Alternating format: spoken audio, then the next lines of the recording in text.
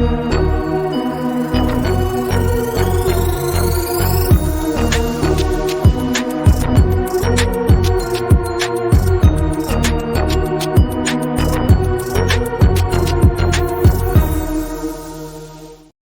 everyone, Steve back with reactions from the Brooklyn Horror Film Festival again.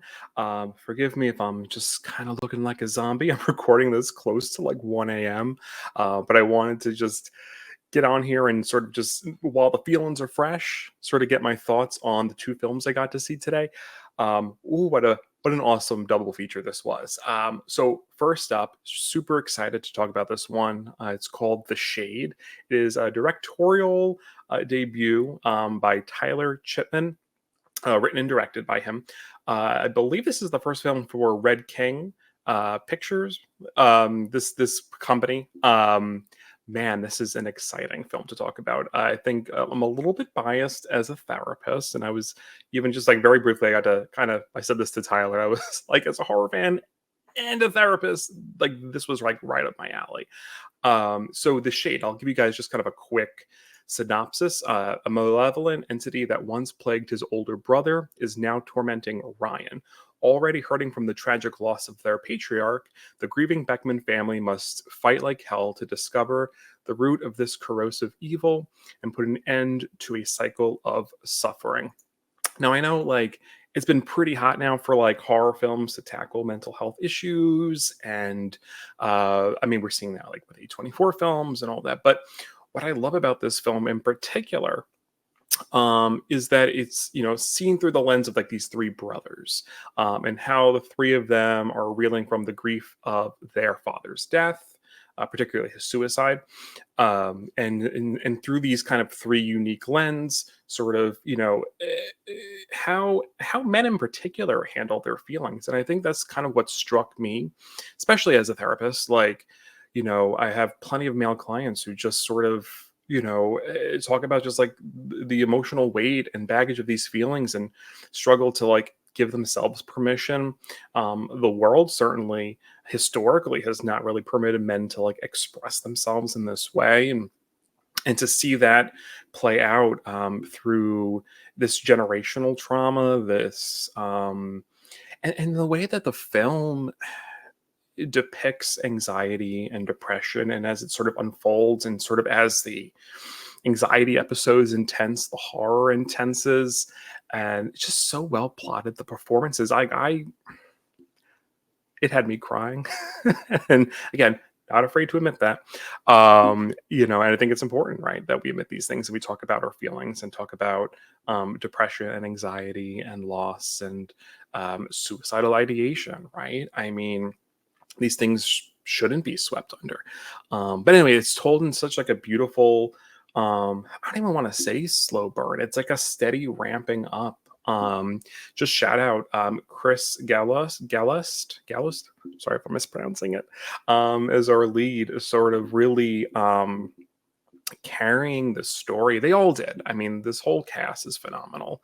Most of them, which were there, I'll probably put a picture up either in the thumbnail or somewhere. But man, like, just incredible film. I'm not sure when it's going to be released, whether it's streaming on physical, like where it's going to go. But I definitely recommend people check this out. It's a powerful film with good performances, great scares. Yeah. I don't want to say too much because I don't want to spoil sort of the story. But please, yes, definitely check this one out. I talked to Tyler after. I'm going to try to get him on to talk about this film. So yeah, we'll see. So so that was The Shade, and then the second film I saw was a French film called Vincent Must Die, and this was a dark comedy that sort of really ramps up the tension towards the end. I'll read you the synopsis for that one. In Stéphane Castagne's absurdist dark comedy, Vincent Must Die is a bizarre assault at work ignites a sudden new nightmare reality for an average man in which people, from colleagues to strangers, suddenly attack him with murderous intent.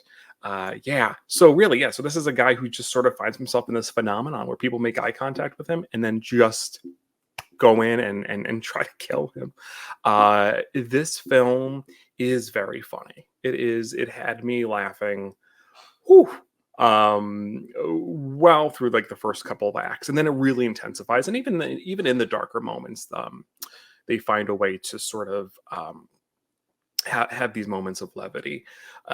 But this is sort of an interesting mesh of genres. It feels like a fresh take on sort of the epidemic uh, virus kind of movie, because it certainly talks about like violence as sort of a virus that's spreading, and um, as it goes on. But certainly, right, like these feelings of like Vincent, having to go into isolation, and sort of it felt like a kind of a really strong pandemic metaphor for what a lot of us sort of felt, in these last few years.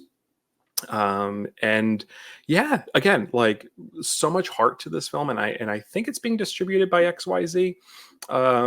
In I think they want to say like March. I think I heard them say. But definitely, this is another one to look out for. But yeah, some great stuff. Of course, I don't think I have it on me right now. I picked up more Brooklyn Horror merch just because I had to.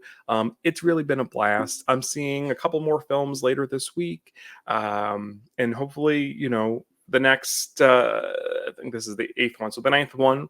If you guys are around, please, I definitely recommend checking this festival out. It is so much fun. I'm having a blast. I'm exhausted.